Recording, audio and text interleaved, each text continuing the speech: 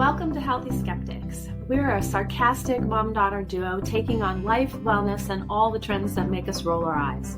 I'm Dr. Michele, the functional medicine practitioner who's been around long enough to spot the BS, and this is Kate, my slightly rebellious but highly skeptical co-host. We're here to question everything because, let's be real, most things aren't as deep or as life-changing as people claim. Expect blunt conversations, a little sass, and a lot of, did they just really say that? Moments. Grab a drink, get comfy, and let's talk about the things no one else will say out loud.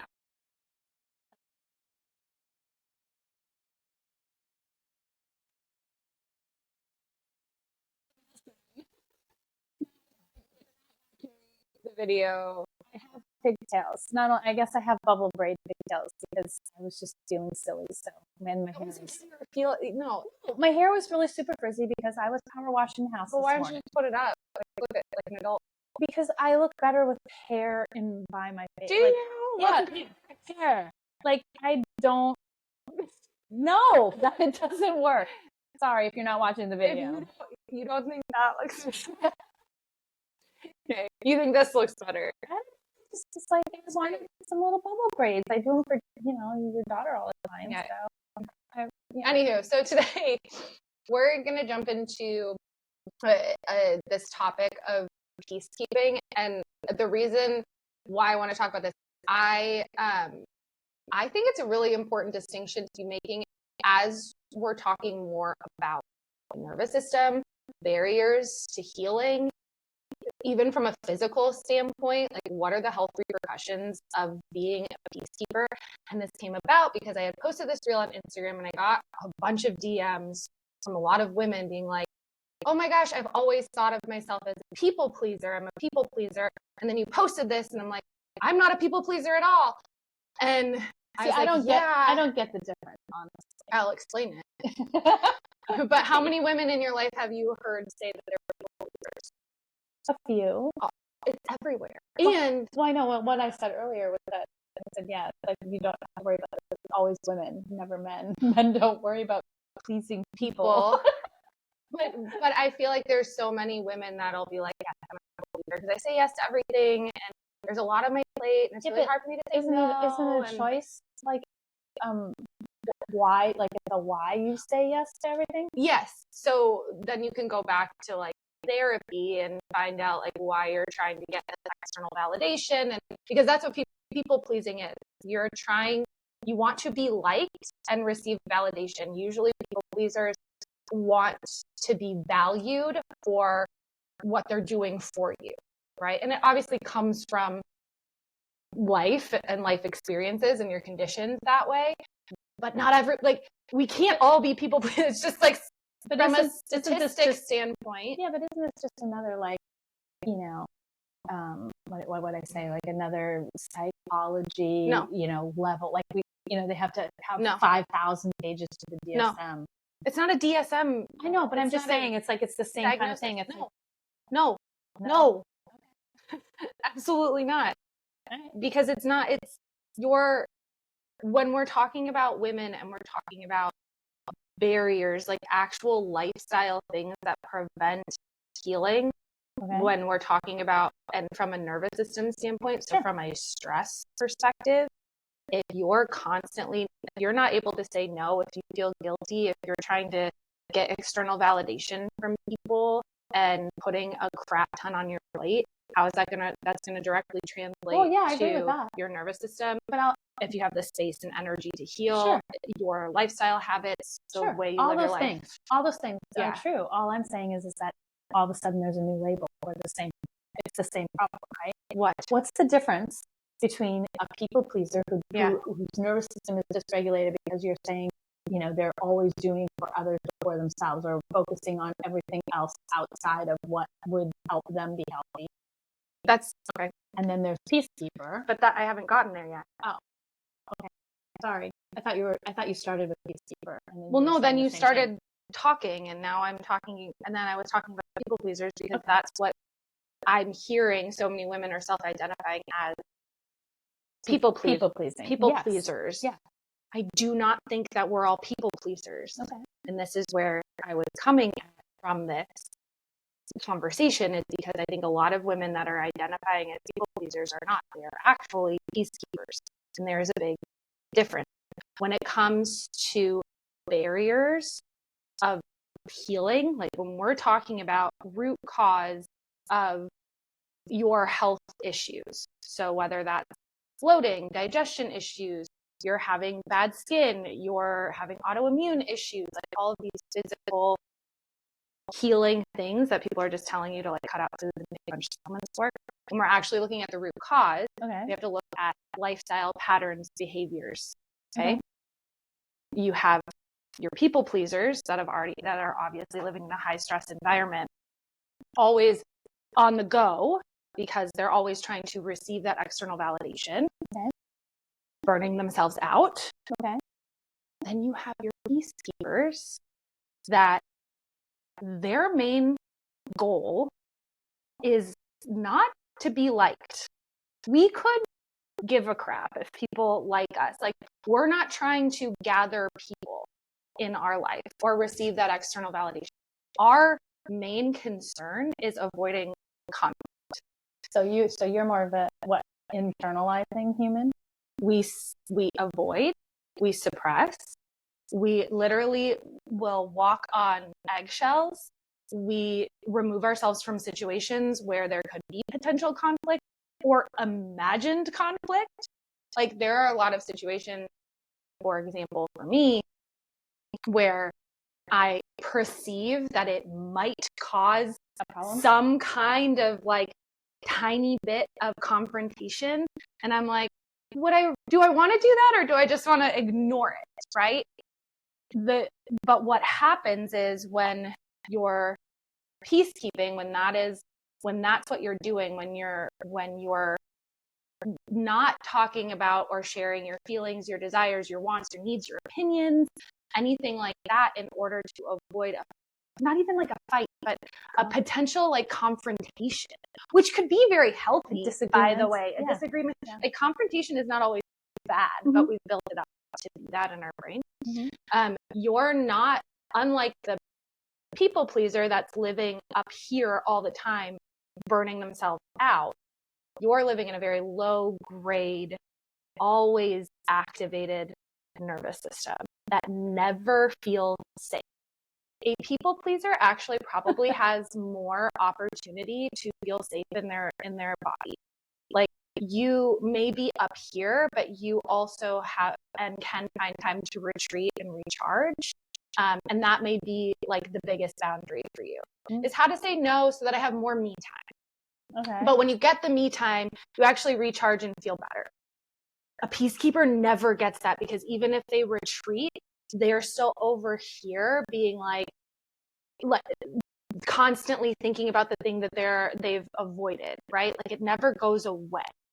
So you don't ever get that recharge, right? Because you're always in that suppression mode where you haven't shared, where you haven't put your feelings, desires, wants, opinions out into the world. And you're now giving up certain aspects of maybe even who you are in order to keep the peace. And it's a very low grade, constant, unsafe feeling in your body that typically translates to not liking your body, not liking who you are, self-esteem issues. You're constantly not feeling good about, even externally, right? So how do you feel good in your body, or have energy, or have happiness, when you're constantly suppressing your opinions, feelings, wants, needs, desires? It is very, very hard. So, but don't you think, do you really think it's an either or? Don't you think that most women are combinations of that?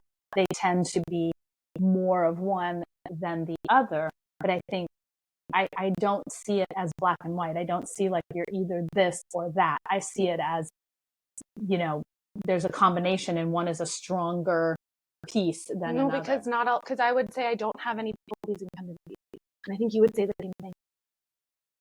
You think I would say the same thing? You literally told me that. You're like, you're in no way, you're not a pleaser. Think about this. I was actually having a conversation with my neighbor about this. She was like, oh my gosh. She was one of the people like, I'm not a people pleaser. And I was like, yeah, okay, let's talk about this. And she goes, well, do you feel like you're like that with your friends? And she's like, do you just not share that? And I said, no, I'm not, because you want to know why? Peacekeepers, we don't have a big group of friends.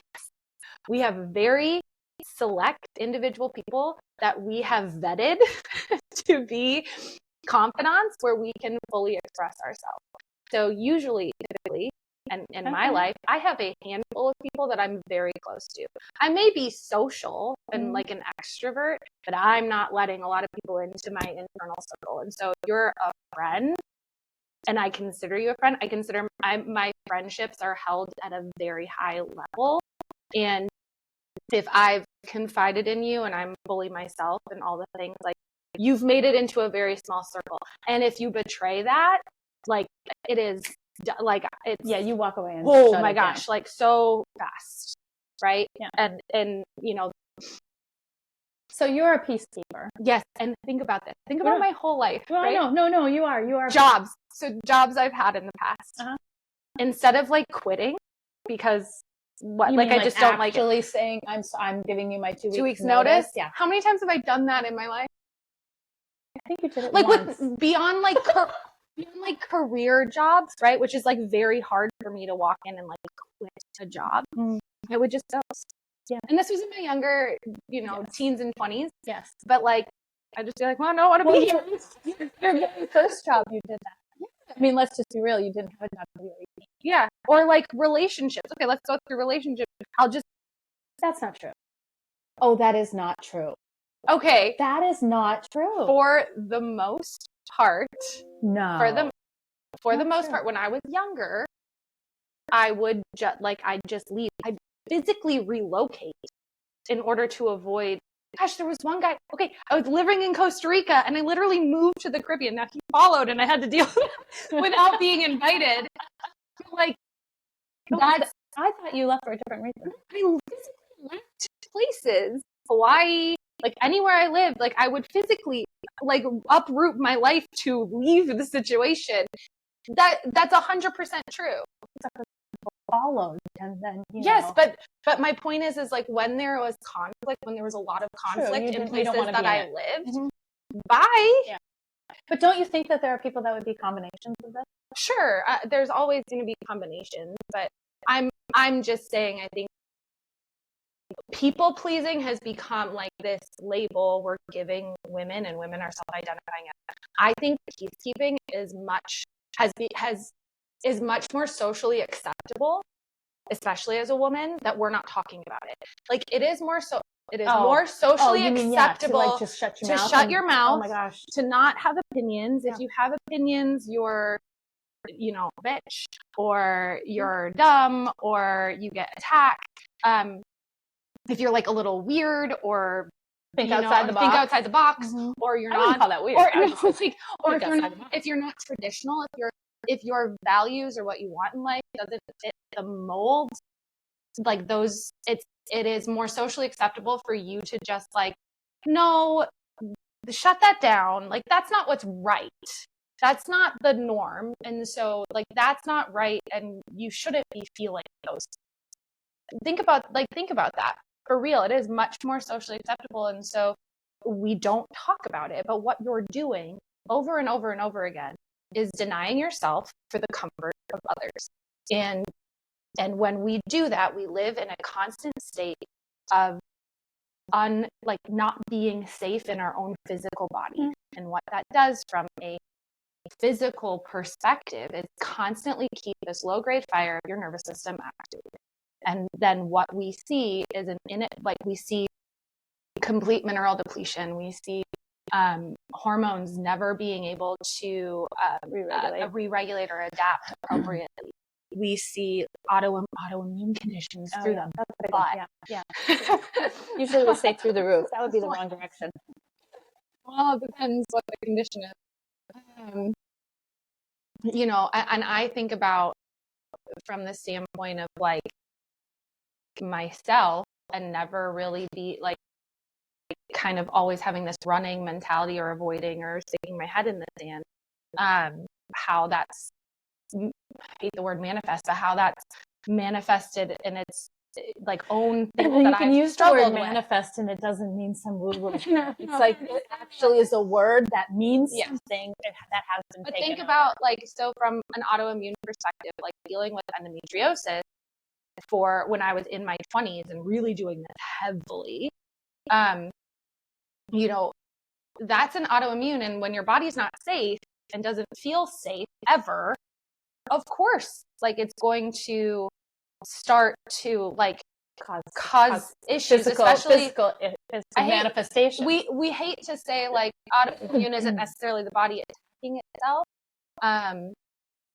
but there's low grade inflammation kind of everywhere, and a lot of the times with peacekeepers, that's what we see. A lot of like low grade shit happening everywhere. Yeah, no, it's low grade inflammation, low mineral status, fatigue, you know, no, it's true. like all of these, very physical things. And so I think it's an important distinction to make. And one of the things, so for me personally, realizing like, okay, you're not a peacekeeper, or you're not a people pleaser. No, I've never thought that I was a people pleaser. I thought I was a people pleaser, but in trying to identify like why your nervous system is activated, why you're repeating behaviors, because this is repetition of behavior for me. When things get hard, when there's conflict, avoid, run, whatever, right? Or suppress. Avoid, run, suppress, and just like don't talk about it. And when you see the behavior over and over again, and then you start to realize what the behavior is, that's what I'm saying. I'm not saying I ever thought that I was a people pleaser, but I started to recognize this behavior. And especially as people pleasing is out there everywhere, I was like, not everyone is this. Not everyone is this. This isn't the barrier that's keeping women from healing across the board. Right. And so in my life personally, like I still have to make a conscious effort every day to not do it. So when we're talking about, okay, so let's say you recognize that you're actually more of a peacekeeper than a people pleaser. Okay. So now we have this barrier and this repeated pattern that you're noticing. And oftentimes too, I will say another kind of characteristic of this is not something I'm proud of, by the way, but I think it's just a really important characteristic is we lie. We lie. Well, it's lie. And it's avoidance. It's an avoidance. Right? Yeah, and this isn't not like big lies. This is not, when I say we lie, this isn't like big huge lie. I'll say it this way: we white lie about stupid stuff that like doesn't matter. Like the package was, I put the package in the mail, or whatever it is. Oh, I'm gonna go work, when really you just want to go for a walk, but you don't want you don't want the conflict of like saying you want to go do something for you. It's like very stupid stuff. Sometimes, but if you're in a situation where there's constant conflict, when you're always in a situation where there's questioning or lack of support for any in any realm, then all you're trying to do is survive. It's just all I want to do is survive here. All I want to do is be able to kind of live my life. And so yes, I'm not going to be completely truthful in a way, like in a way where because you're in survival mode. Yeah, you're totally, and that's kind of the thing. And this is over the past 5 years or so. It's trying to also recognize people and relationships that you have that facilitate or like add fuel to that fire, right? So I think when you're peacekeeping and when you're a conflict avoider, there can be relationships that fuel that because they don't make you feel safe. And then there can be relationships that really try to pull that out of you and try to create a lot of safety. And you have to be able to identify, and that could be a huge barrier. I can get personal, and like, this was my marriage. So I right now decided to separate. This was a very big decision in my life recently over the last 2 months, but it's a pattern of behavior and recognizing a relationship that my body could never fully feel safe in, and doing the white lies, and like, no one's perfect and whatever. But again, when you're constantly suppressing who you are, beliefs, opinions, desires, wants, all these things for the comfort of others and for the comfort of a relationship, you got to break the behaviors and the patterns. Right. And that was one. So from a very personal standpoint, that's something I've had to do this year. But if you're listening to, there are, and you feel like this is you, it's a lot of work, and it's not always fun work. But again, when our biggest concern with clients and people and women, I love women, I think they're great, and I want to see them well supported. And when we talk about root cause of health issues, and people are pushing supplements and products and protocols, and I'm like, we have to be looking at behaviors and patterns. We have to, and you have to do the deeper work. This is root cause. No, it is. This is the piece, cause. I think, that so much functional medicine and all the health, wellness, whatever freaking title you want to put on it, this is a big, big miss. It's a big miss because it requires a relationship. We can joke right now. We have clients we work with for a year and a half, and you're like, oh, all of a sudden X is happening, and you're like, and you didn't think that was important to tell me 6 months ago. Yeah. So it's like, because people have siloed medicine and health to like therapy and emotional issues. It's all the same. It's all behaviors, patterns. This is my background is in behaviors. No, but I was just going to say, though, that the problem that we have right now is that, people think, yes, the root cause is, why is my body responding this way? Why is it communicating? Why is it telling me? Why are my minerals being depleted? Mm-hmm. Why are these things happening? And it's not necessarily a physical. Mm-hmm. Sometimes it is. It is, but I'm just saying, but it's not all about pop that pill, do this protocol, whatever. It is about really sitting down and going within yourself to figure out what is it that we're trying to solve for. Right. And we don't, and just to be clear, if it is more of an emotional, mental thing, like, we will be straight up honest and tell you, like, here's somebody you should go see. Like, we're not trying to, we are not trained to deal with everything, but also having someone pull that out and identify it for you so then you can deal with it is really important. And so that's what I am trying to help people do. And if you're a client, you know this, because I'll pull out stuff and you'll be like, oh, that's so interesting. And it's like, okay, great. Well, how are we going to deal with that? Do you need to seek outside counsel? Right. Or is it something that we can deal with within what we're doing, so on and so forth. But again, when it comes to setting or breaking the barriers for healing, especially with peacekeeping, you have to consciously make the effort to be uncomfortable. And I say this all the time because it's not just with peacekeepers. Like, if you are somebody that's addicted to stress, or you're a people pleaser, but why do you point at me? No, but if you're addicted to stress, right? Like, you're getting off on that, or there is people pleasing, the adrenaline rush, or the adrenaline, right? Mm-hmm. Like, in order to counter that, you have to do the things that make you really uncomfortable. So for the person that's addicted to stress, it's like sitting and watching a movie with their family without getting up, or doing some other activity, or checking their phone. Yep. Is like homework. It is homework. Or telling them they can't go to the gym 6 times a day, or 6 times a week. That's uncomfortable. A peacekeeper, looking at a situation, I'm going to give you a perfect example. I have a situation literally that's happening right now. And again, knowing this about me and having to be more bold and more, trying to be more myself and voice these things. I have a current situation with a friend member, small group of friends, where I feel very betrayed by this particular person. Now she's reached out and I have not answered. And this is perfect because I have two choices in this situation. One, I cannot ever answer. Right. I can not deal with it. I can avoid.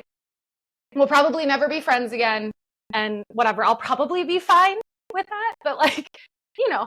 Or I can reach out and say, hey, what you did really hurt me. Right. And I'm happy to like go talk about it, which makes me want to vomit. Oh, I know. Oh my gosh. Like the idea of actually expressing to someone that they hurt me and then having to have a conversation about it. Yeah, like difficult. that is confrontation. But that would be and good also, growth. yes. So I have to, now it's been a couple days. I'm I so have proud of you. You're going to do it. I have to put myself in a situation, but then there's the release that happens afterwards. Right. And I know that's coming because this is repetition that needs to happen over and over and over again. It's like muscle memory, right? It's like leaving my husband. Like that was a big thing. Like I was like, I'm just going to blow up my life. Like that is a situation where it's very uncomfortable and we're still very, it's still very uncomfortable and it's a day by day, but it's like doing these things over and over and over and over again where I'm no longer denying. Let's just say on the podcast that this is not something that we are suggesting that you do. What? Like blow up your life, please. No, it's totally situation dependent. Anyway, but it's not a solution if you're identifying as a peacekeeper. Sometimes I'm just saying, we're not. This is not. This is a personal anecdote story. Yeah. Thank you. But from somebody who craves wanting and knowing what it's like to feel, because there are and have been periods in my life where I feel very in my body and love life and am very happy and all of these things, and it's knowing that exists and knowing that comes from sticking through being uncomfortable and voicing what I need and fulfilling those desires and actually like go, and that's hard work too, because there are things you have to do in order to get the things that you want in life. Blah, blah, blah, so on. But just from a root cause healing perspective, I think it's just a really important conversation that we're having. No, I do. And I would say that that's kind of, but it's not just about being a peacekeeper or a people pleaser or addicted to stress or any of these things. It's not about that. It's about, recognizing. It's about looking into yourself to figure out what are the barriers here. Like, what are the things that I'm doing? Because I'll guarantee you, here's the thing about working with thousands of people over years. What's wrong. Yeah. You know what's going wrong. Whether it's a physical thing or a mental thing or situational, whatever it is, Mm-hmm. And the problem is we know, and we will push that aside and we will ignore it and not going to listen until someone that you trust can confront you with it and say, these are the changes that need to happen. Mm-hmm. This is where we need to start. And it's not going to be fun, but when you come out the other side, it's going to be so much better. I mean, so much better. Mm-hmm. So it's interesting. Yeah. But this particular conversation just happens to be around these two personalities. Yes. But like you're saying, it's not about what you are, it's about identifying your barriers that are keeping essentially your nervous system in a space where you can't heal. There is a hierarchy of healing. There is a hierarchy. Hormones are like way down here. No one wants to tell you that, but they are. Yeah. Your nervous system is first. Your stress response is first. And if you don't deal with this, nothing that you do down here is going to last or be sustainable or it's actually why my hormones, but it's why you can go in. But they are hormones. But when you go in and for example, and you get a medication and it's like, wow, I feel great, it works in a short period of time, and then all of a sudden it's like, oh yeah, but I didn't fix all of the things upstream that need to be fixed, starting with your nervous system, working your way down instead of starting at the bottom and working your way up. And that's why it only works for a short period of time and is not sustainable. And you will end up in the same place, going back, getting more medications, doing more, increasing dosing, whatever it happens to be, because you never address what was upstream from that problem. Right. So that's what we're talking about here. And when we talk about root cause, I know that the analogy is like the roots of the tree, blah, blah, blah, and they make the beautiful leaves and all the things. And it's like, actually, and then we think root, we think bottom. It's actually not. It's top down. It's what's going on. Like, here's the problem. What's happening all the way down, and then how do we fix that so that it's all balanced? And that's kind of where that is root cause medicine. Yes, and to the point is that healing your nervous system and this hierarchy that we have. And I should say it's a hierarchy of hormones, really. Stress hormones, sex hormones. Yeah, at the bottom, stress hormones. And then all the other ones in between. But when we're dealing with the nervous system, and this is why I think this is an important conversation, there are regulation tools that are very popular right now, which can be helpful in certain situations. But again, they're not going to give you the long-term shift and transformation that you're looking for. You can use the regulation tools, and we love them for specific situations to pull you out of an incident, like an acute stressor situation. So they're not going to address the fact that if you are repeating these patterns, behaviors in your lifestyle every single day, those little regulation tools are not going to regulate your nervous system. And I think there's a disconnect. Like, breath work is not going to change the fact that you're walking on eggshells every day in your own home. Right. No. It might give you relief in a very specific situation. Right. You know what's really funny, though, to end the podcast? There's only one person in my life that I do not keep with. Who's that? Me? Yeah, no kidding. And I was thinking about this literally 3 days ago. I was thinking, I'm hearing this whole, like, oh, I'm a peacekeeper. But you're like, huh. But you're funny because you're agreeing with me, but then you're probably also thinking that. Which I was thinking about that because I was like, why is it I do it with every single person, not you? And we have the biggest, most blowout fights you have ever witnessed. I swear. No one has witnessed a fight between me and you. Like, this is verbal, by the way. Yeah. But like and I never confront anyone else besides me. Or fight like that with but anybody. You know why? Even like my sister. We don't fight. Like, if we're having, like, if she's coming at me, I'm like, I just want to get off the phone or whatever. The other one, though.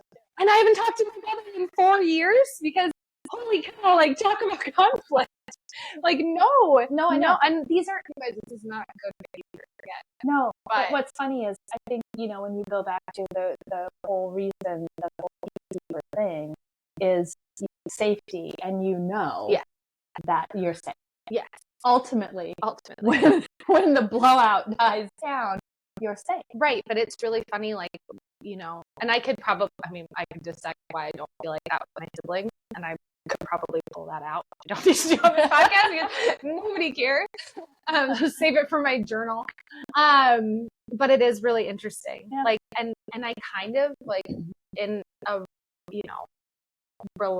relationship, it's almost like I don't know. It's really interesting. Maybe I need to find someone that I can, like, really fight with. I don't know. Well, you always have me. Yeah. No, but I think you're right. It's a deep thing, and because it's something that I'm constantly learning how to do in a healthy way. Mm-hmm. It's not coming out healthy with you right now, but you're like an outlet. Yeah. Or have been in the past. Yeah. We haven't had one in a while. I think because I'm working on myself. Oh, there you go. I'm getting better. Well, I've also been doing things too to, like, lower my stuff. So anyways, it's just like a very personal podcast that maybe nobody cares about any of our shit, but here we are. Hopefully it was helpful. Yeah. I think the distinction is helpful. I know I got a lot of DMs when I posted it, like, we need to have a longer conversation about this. It's like, done. Oh yeah. I can talk about it all day. So yeah. Well, thank you for joining Healthy Skeptics with Kate and Willie Nelson today. Willie Nelson. And yeah, everyone comment below if my mom looks better with her hair down. I'm pretty sure it will look better flipped up like an adult human. Look like, I don't even know what that is. That's like that. Who's the pitchfork? You know, the pitchfork couple, you know? The pitchfork. Americana picture. The farm. Yeah, that's what that. I'd rather be Willie Nelson. I kind of like it. Oh my God. Okay. Well, anyways, join us next time.